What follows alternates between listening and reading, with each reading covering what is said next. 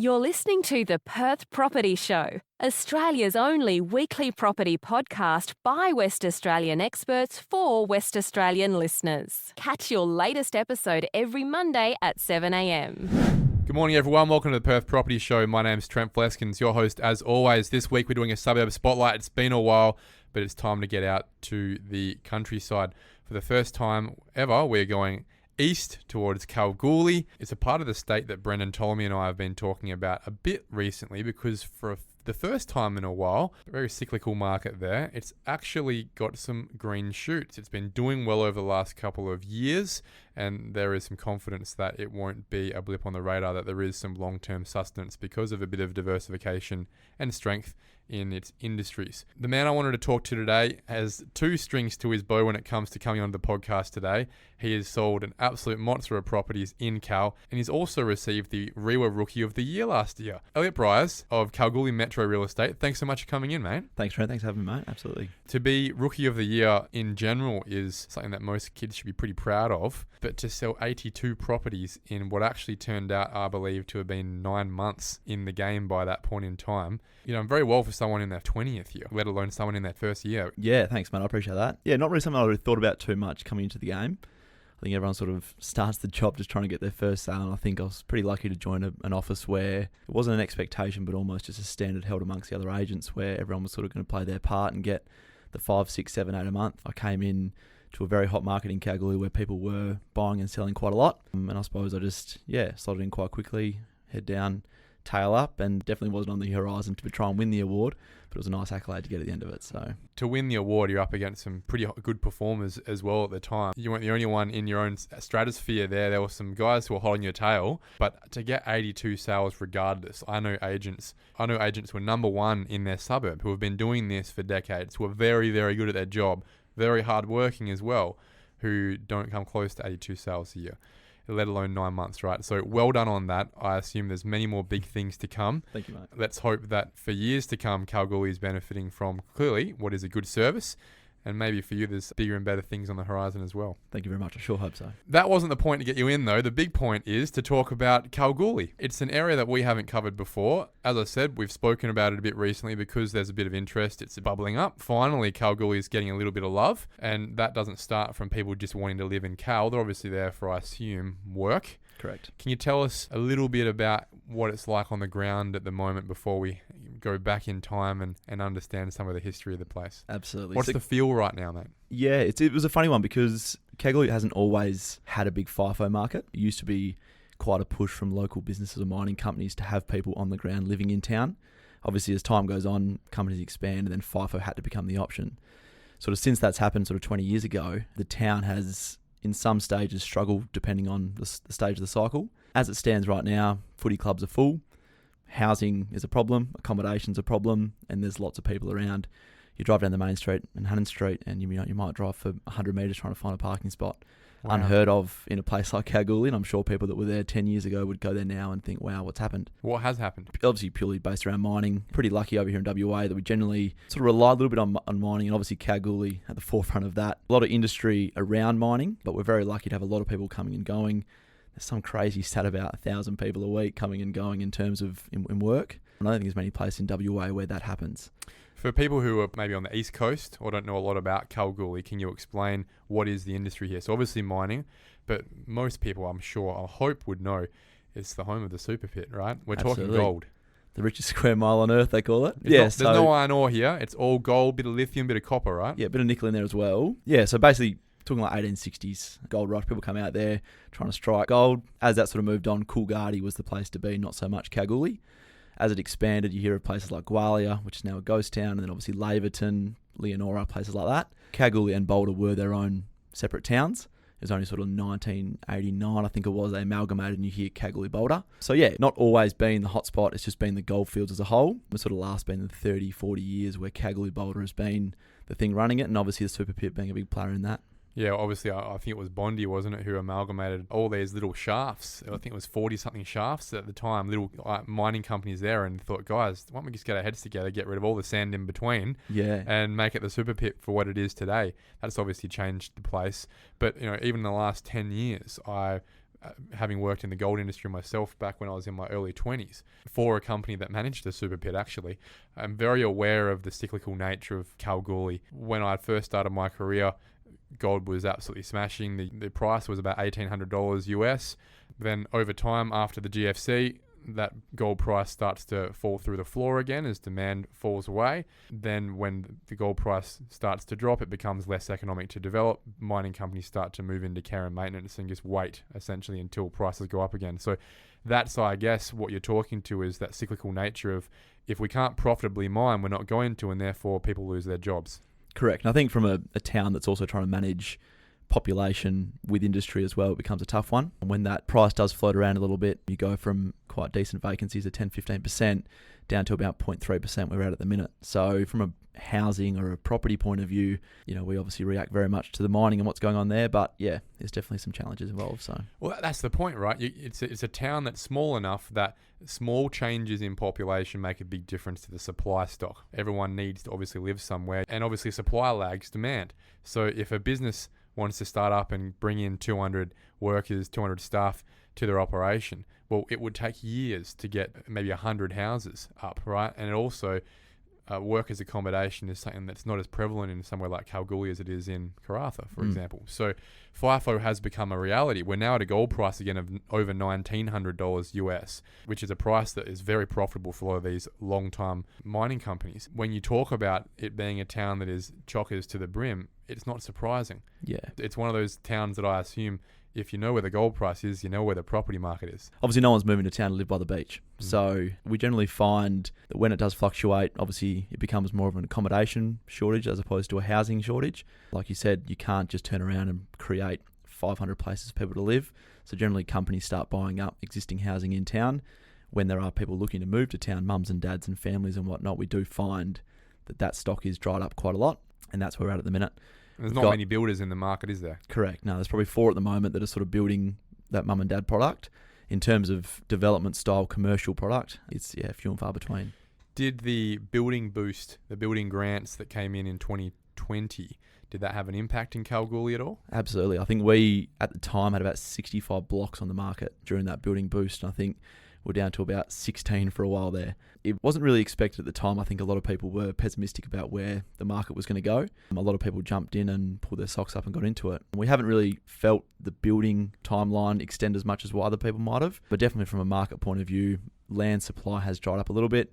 You've got Development WA who are doing their bit to keep land as well, and then a couple of private investors. But yeah, I think it's what the town needed at the time. We don't build 150 houses a year. Kalgoorlie is the sort of place that builds 40 or 50 houses. We're not going to solve a housing... In a good year. Yeah, we're not going to solve a housing crisis in the space of 2 or 3 years. There are conversations being done in the background in terms of, some accommodation options, not so much housing, accommodation options to counteract the requirement and the demand from mining companies.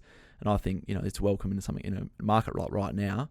You want to try and take advantage of that, and that's what's happening. So. Well, it's a tough one, isn't it? There's 2 sides to the coin here, both extremes. We don't want either of them. One, in a situation like it is right now, where it's bursting at the seams and people are living in hotels. The other side, though, where half a suburb is lying empty for 3 or 4 years, and then crime and all that starts to come through as well. Correct. That swing, that cyclical nature in Kalgoorlie is one that investors, if you're looking in this area, need to understand. But the reason we're talking about Kal today is because if you're looking at the cycle, it's sort of the time where you'd probably dip your toes in the water right now, if not a year ago now. But my view, as I'm assuming yours is as well, is that Kal's got a bit of time to run. There looks like there's some medium to long-term sustainability in Kalgoorlie for the first time in a decade. I think a lot of people have always thought these cycles that we go through is probably 7 or 8 years.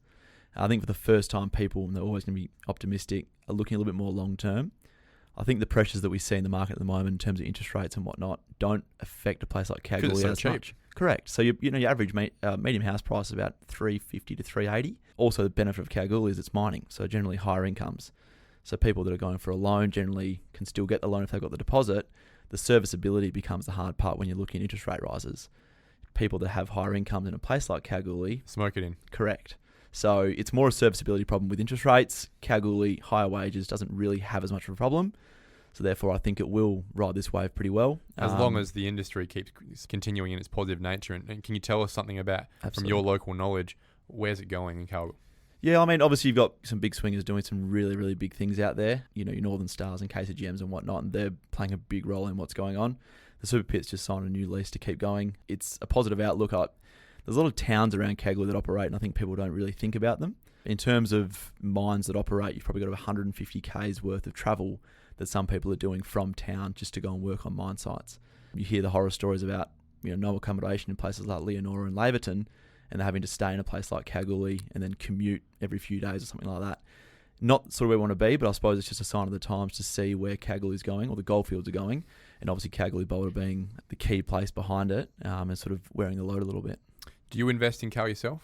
I do, yeah. I've a pretty positive outlook in terms of where things go and sort of what advantages there are in a place like Kalgoorlie.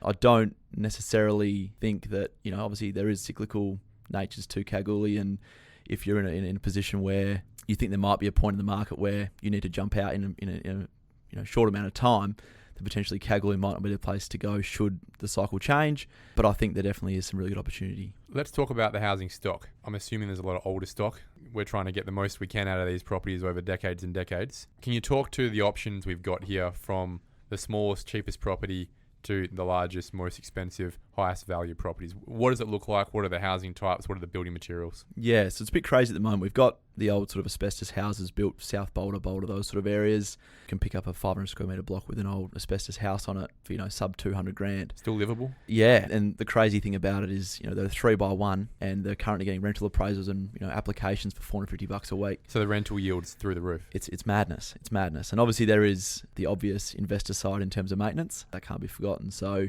in terms of a short-term investment, there are options to make some money from that yield that you can get, but obviously from that product there is the maintenance side. In terms of, like I said, the last 20 years, Kalgoorlie's been building 40 or 50 houses a year. So houses tend to stay new for a long time, and they hold their value really well when they are being built. What are they built out of? Steel, brick? It's all brick veneer in Kalgoorlie, brick veneer and tin roof. Where are they getting their bricks from? Trucking them in from Perth? Yeah. Wow. On the train, obviously, yeah. So there is obviously, I think when all supply issues happened down in Perth and people were worried about not getting supplies for a few weeks, we were okay in Cal because we've always been ordering them 3 or 4 months in advance. Yeah, you had to. Exactly right. It's been second nature to us. So there's a real sort of feel around Cal that newer product that is popping up, and like I said, there's not a lot of it. It does tend to hold its line, but what we're finding right now is with rental prices going stupid, anything is renting for a good price, and the yields are crazy, and we're finding the investors from everywhere coming in to pick up something. So, well, when you think about the money that people make in mining, and then you think about what people are charging in a place like Karratha, I'm hearing of rents getting close to $2,000 a week again in Bainton. And then you think about $600-700 a week in Kalgoorlie. It's a drop in the ocean, really. It makes me shiver. Yeah. I mean, I hear some of the ones that we're getting now. We have rental appraisals coming across the desk, and people are offering $1,200 for a 4-bedroom, 2-bathroom home. It's not quite at Karratha and potentially where Port Hedland has possibly been in the past. We're not there yet. Shiver at the prospect that we will get there, but no, I think it's a pretty healthy balance at the moment. It obviously, if housing supply or accommodation supply, two different topics, sort of start to level out a little bit, I still think it's a pretty good place to be. How expensive can it get in Cal? What's the most expensive thing you've seen for a residential house in the suburbs? There's some pretty nice ones. Generally, big blocks of land tend to hold a lot of value. People in Kalgoorlie love their land, love their sheds, love the pool. For a standard resi block of about 700, 800 squares, the most I've seen is about 1.2 or just over. Really nice house, beers on tap, all the rest that you sort of see in the Peppermint Groves and the nice areas of Perth. But yeah, it's not a very big product in Kalgoorlie, probably 1 or 2 around. So yeah. Maybe the mayor's living in that one. Something like that, yeah. Well, he wouldn't want me to say that, but yeah. We know what product we're looking at now. We understand a lot of the benefit is the yield if you're not going to be living in it. Who is buying right now? If you could personify your buyer, is it a family? Is it a FIFO fella? Is it an investor? What does it look like most likely? So the biggest thing that we look at the moment as a sales team is sort of which price point we're looking at. Between the 250 and 350 market, you're generally looking at your people in Kalgoorlie that were only moving there for 3 or 4 years. There's a lot of those people around that want to live in a place like Cal. They just graduated, they're just coming out there to earn some money, and they don't plan to live in there long term. And don't want to pay massive rents. So that's what we're finding. So they don't want to pay rent, or they don't want to pay the huge rents. So they're falling on the sword and saying, look, we'll just buy something in Cal. It's going to save us money in the 3 or 4 years that we want to stay, and they're the people saturating that market. In terms of the 450 plus, from an investor point of view, not talking mum and dads or owner-occupiers, we're finding a lot of people actually inquiring from over east. They are coming in and hearing the rumours about the brick veneer houses with a tin roof that might be 15, 20 years old. You can pick them up for sort of 400 to 450. Which is below replacement cost. Correct. and then still rent them out for $700 a week. It's just madness. So yeah, there's obviously the owner-occupier side that will go above that $450, but generally that $250 to $350 market we're finding is saturated by people that were renting, probably didn't want to buy in Cal, but now pushing into that market because of the prices. Are there many people moving there for the long term in the same way that people have been moving down to Busselton or Bunbury or making the move to Karratha? Or is it really just a working stock right now? It is. We generally have a pretty good industry in terms of, like I said before, having the graduates. A lot of nurses, teachers, fireys and whatnot do come out to a place like Cal to get started. The classic quote in Kalgoorlie is you come for 3 years and stay forever. Yeah, I don't think anyone... one's up front saying I'm here for... I don't think anyone moves to town and says I can't wait to spend 40 years here. Yeah. It's one of those things that grows on you and you start to fall in love with the place. Probably just has that effect on you in a small community, big enough to still have fun and do things and have a big enough crowd around, but obviously not small enough that you sort of find yourself getting stranded a little bit. Who's selling right now? This time of the year, obviously a lot of people coming and going from town. Like I said, a lot of people do actually stick to their word and get in 3 and 4 years. This time of the year, it's a lot of mums and dads that move around, obviously school years and whatnot. Investors who bought in the last boom are now potentially selling. They've probably had a positively geared rental investment for 5, 6, 7 years since the last boom, and they're now looking to get out. That might just be their investment position and what their outlook is at the moment, and they're looking to move on. But yeah, it's mainly just mums and dads this time of the year. That's a seasonal thing. But what we're finding is now, because we're getting back to those prices where they were probably 5, 6, 7 years ago, is some investors are looking to sell up. They might have existing leases on property and not be wanting to go around again another 3 or 4 year lease. So. All right, so we've spoken about our product, who's buying, who's selling. Can we get a bit more deeper into the residential market in Cal? Cal isn't just one suburb. You've got your 6 or 7 suburbs within Kalgoorlie, and I guess they have different socioeconomic positions, different benefits, different price points. Can you walk us through those as if they were your children? Yeah, correct. All right. You sort of look at a place like South Boulder and Boulder. They're generally sort of starting at the lower end in price point. Victory Heights is another one that's just off the border of those 2 suburbs, but has a lot of newer housing in there. They were probably built in the 80s. They are brick, they are tin roof, as opposed to Boulder and South Boulder. A lot of those are the old asbestos style or cladding style on stumps. As you head back towards town, you've got your South Kalgoorlie, which is again an older style, but still in that stump land in terms of no concrete slab, no brick veneer. Heading back through Cal, very similar, but are probably starting to move a little bit up in terms of the price point. You've gone from South Boulder and Boulder sort of talking mostly in that $250 to $350 range. You can get up to Kalgoorlie where prices start to get up to $500 for the nicer sort of houses, $550 depending on sort of age and where they're at. In terms of the new... So this is the suburb of Kalgoorlie, right in the middle of town. So now we're talking, so we've just moved from Boulder, which was its own town once upon a time, and moved back towards town. Okay. So now we're in Kalgoorlie. There's 2 ways to go. They get on the road back to Perth and go past Somerville and Broadwood. They are the 2 newer suburbs of town, probably talking last 20, 30 years. A lot of housing out there are bigger blocks, 800 square metres plus. Mum and dad, the more sort of nesting type, that have lived there for a long time and they've built the house they want to live in for a long time.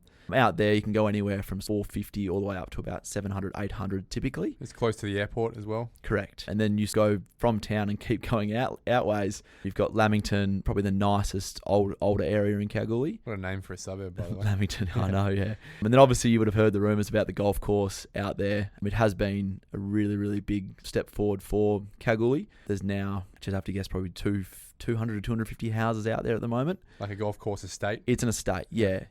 So it's called Greenview Estate. They're bringing out probably 30 or 40 blocks a year out there. Is that a development WA? That's a development WA, Yep. yeah. So I assume it wouldn't have been a profitable development for anyone else, so they've done it simply just to help with stock? Yeah, potentially. I think it's more so just sort of playing their bit and keeping land supply where it should be and trying to level it all out. That's their job, right? Correct. Yep. But yeah, that's been a big one. In terms of local land supply and where growth areas are, it's very, very hard to pick in a place like Kalgoorlie. We are landlocked by mining leases and also native title. So there's not really opportunity for developers to come in from outside and go on Google Maps and find a block of land on the outskirts of town and pick a big plot of land to subdivide. We are landlocked by those 2 things. So that's the challenge that you find in a place like Kalgoorlie. You got to kind of grow inwards as opposed to out. Not the worst idea. No. What about Hannons? That's a very famous name, right? Correct. So Paddy Hannon gets all the credit for obviously coming to Kalgoorlie and sort of establishing it as a mining town. The guy that did most of the work, I think, was Henry LaFleur at the time. He was the man that did all the hard work and Paddy was swanning it up. So, yeah, Hannons is a nice area as well. Development WA have done some work out there in Kalgoorlie. So that's also been expanding, but has also gotten to its point where it's at its max and it can't really go much further. So in terms of growth, you're sort of looking at the golf course. Hannons and Kalgoorlie are now looking a little bit more like an established area, with only one really looking like a up-and-coming at Kalgoorlie. So Very good. So let's segue into development. You really quickly mentioned the constraints there. Is Kalgoorlie the sort of place where a developer could rock up and turn a buck doing some subdivision or some development? I think absolutely. There are, like I said, there are blocks of land internally to pick up a block of land and do a subdivision to get it going. The biggest thing that we find, or the biggest challenge that we have, is that people in Kalgoorlie live regionally. They generally have motorbikes and tools and want the shed and the big block of land. As an investor or a property developer, you understand that you want to make... Meet the market. Correct. You want to also maximise zoning and scaling and whatnot. A lot of the time you find 1,200 square metre block, you couldn't chop it up 4 times, and the 300 square metre block market isn't what people are after. If you could go and buy a 10,000 square metre block, make 10 blocks, it'd fly off the books in 2 minutes. So we're finding that although you can grow internally, the market really, really shouts out for those bigger blocks. So from a developer point of view, it's often tough to try and meet the market, where you don't want to go totally low density and try and minimize the profits or the scale of what you're doing. But then if you go to the high density side of things, there's just not the capacity or the amount of people in town that are looking to buy that product. That's interesting, especially given the constraints. Obviously, the zoning will be set up to incentivize that. But what you're saying is the people are still voting with their feet. Correct. Yeah, I mean, there's a lot of people that, like I said, have lived in Kalgoorlie and they'll live there forever. The typical block in Kalgoorlie is 800 to a full quarter acre, and they want the pool, they want the shed, and they want, the yard to deal with. Coming in and trying to develop 50 units from a high density point of view isn't really something that's been done yet. It is a market that'd be interesting to see if it does ever take off. Are there any apartments at all? No, not really. There's a couple of the main street above retail office space, but yeah, not really new apartment space. No. That's really interesting, because you see a place like Karratha, it's had a couple of those now, and you think about Kalgoorlie, it's a mature market as well. It probably gets the money side of things, the cost, but also the entry point there. If it ever worked, I'm sure there'd be some market for your teachers, your nurses, and these sort of things to come in on a cheaper but much more low maintenance option for them. Again, it just has to work financially. Let's move into the final question, and I love this. I love asking this question because I get to hear a bit more about your personal preferences.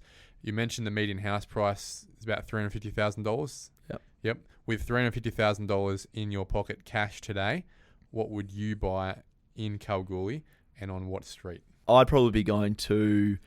There's a block of land on Hanbury Street in Kalgoorlie at the moment. I'd be going for that one there. You can pick it up for around 60K. It's about 400 square metres. You can put a little 2x2 or a 3x2 on that.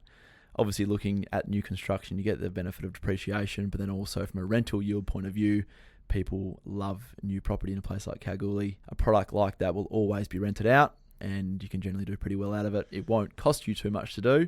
Cheap land, sort of cheaper building in a 2x2 or a 3x2 product. And what would be your favourite street in general in Kalgoorlie? Probably Aslett Drive, where I live myself. And where's that? It's near next to the golf course. It's a nice spot out there. It's nice and quiet. I don't play a lot of golf myself. Probably should play a little bit more. But it's just a nice spot to be, off the beaten track a little bit. So, yeah, that's probably it for me. Elliot Briers, Kalgoorlie Metro, Western Australia's Rookie of the Year for 2022. Thanks for coming in, mate, and good luck with the rest of your career. Thanks, Trent. Appreciate it, mate. Thank you. Thank you for listening to another episode of the Perth Property Show. If you've only just joined the conversation, you can catch up by heading over to our website, perthpropertyshow.com.au, subscribing to the podcast, or joining our Facebook page. Don't forget to tune in next Monday at 7 a.m. for more expert insights, local analysis, and suburb spotlights. Happy hunting!